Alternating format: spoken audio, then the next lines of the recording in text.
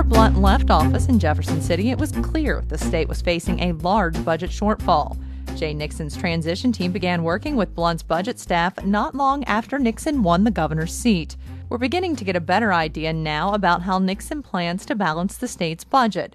In his State of the State address last week, Nixon announced the elimination of more than 1,300 state jobs, freezing the Mohila College construction program, and reducing the University Extension System's funding by half.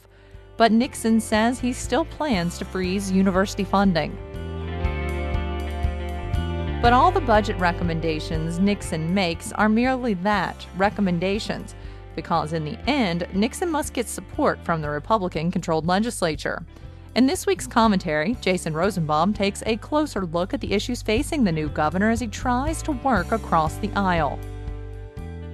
Governor Jay Nixon's State of the State might not have been as explosive as that Super Bowl commercial featuring a bespectacled koala getting punched in the face, but elements of his address are still being discussed around the political water cooler. Even before Nixon took office, there was a general consensus that balancing Missouri's books would be the dominant issue in the General Assembly this year.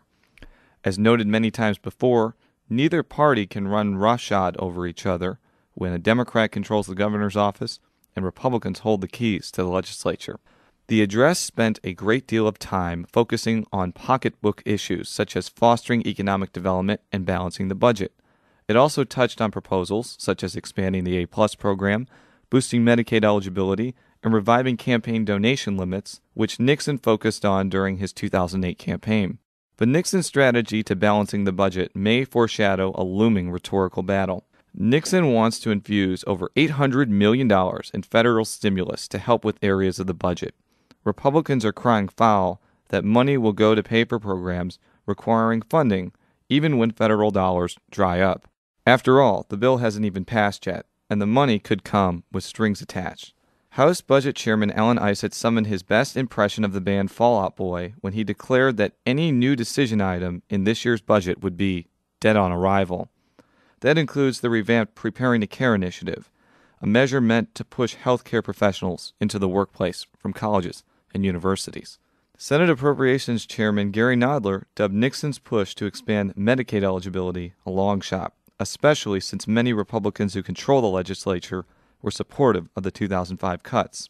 But not all of Nixon's agenda seems destined to go down in flames.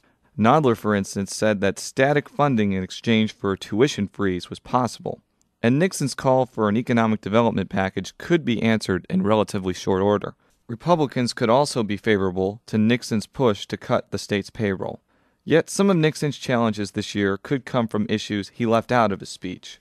That includes alterations to existing regulations paving the way for a nuclear power plant in Callaway County, changes to a proposition regarding casino loss limits, and restrictions on abortion rights.